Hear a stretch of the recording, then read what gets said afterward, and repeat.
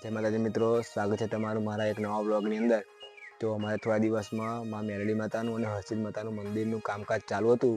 હવે અડધું કામ પતી ગયું છે, થોડું ઘણું કામ બાકી છે અને માં મેરડી માતાનું હરસિદ્ધ માતાનું મંદિર બની જશે એટલે માતાજી બેહાડવાના છે। તો ચાલો હું તમને બતાવું માં મેરડી માતાનું અને હરસિદ્ધ ભવાની માતાનું મંદિર। જય માતાજી। મારા ઘરની બહાર બે દિવસથી મંદિરનું કામકાજ ચાલુ હતું। કાલે ખતમ થયું મંદિરનું કામ। જોઈ લો, આ મંદિર બની ગયા। એક બાજુમાં મેરડી માતાનું મંદિર છે, આ મંદિરમાં મેરડી માતાનું, અને આ મંદિર છે માં હરસિદ્ધ ભવાનીનું મંદિર છે અને કુળદેવીમાં હરસિદ્ધ ભવાનીનું મંદિર। તો બે મંદિર બનીને તૈયાર થઈ ગયા છે।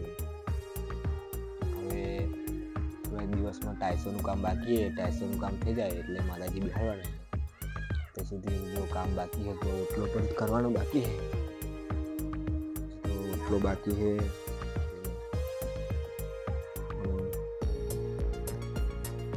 મંદિર દિવસ લાગશે હજુ તો ગામમાં।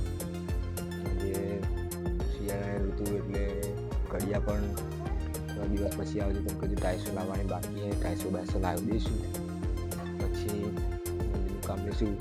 ત્યાં સુધી તો 1 મહિનો લાગી જશે, કારણ કે હજુ ટાઇલ્સો લાવવાની બાકી છે। તો બપોરના વાગ્યા છે 5:30। તો હવે મંદિરનું કામ તો વાર લાગશે પૂરું થતાં। ત્યાં સુધી પહેલાં તો અમારે એક મંદિર હતું, મંદિરની અંદર અમે માતાજી બેહાડ્યા હતા। ખાલી 5 ઈંટો મૂકેલી હતી।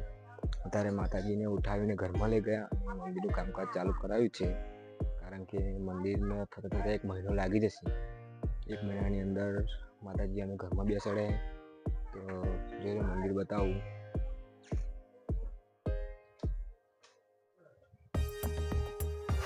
મંદિર માતાજી તો ઘરમાં લઈ ગયા।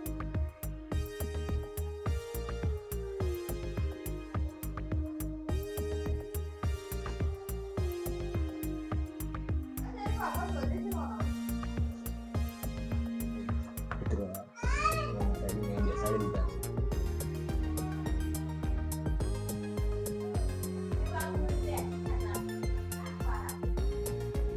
મંદિરનું કામ થોડા દિવસમાં ચાલુ કરવાનું છે। 11 મહિનાની 20 તારીખ લગી મંદિરનું કામ ચાલુ કરવાનું।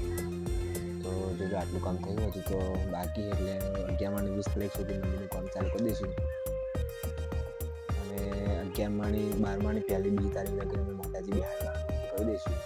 તો મારા બ્લોગની અંદર તમે બની રહેજો, તમને નવા બ્લોગ બતાવીશ। બ્લોગને લાઈક, કોમેન્ટ અને શેર કરી દેજો। જય માતાજી। ફરી મળીશું એક નવા બ્લોગની અંદર। ત્યાં સુધી જય માતાજી, જય મેરડીમાં, જય મા હરસિદ્ધ ભવાની।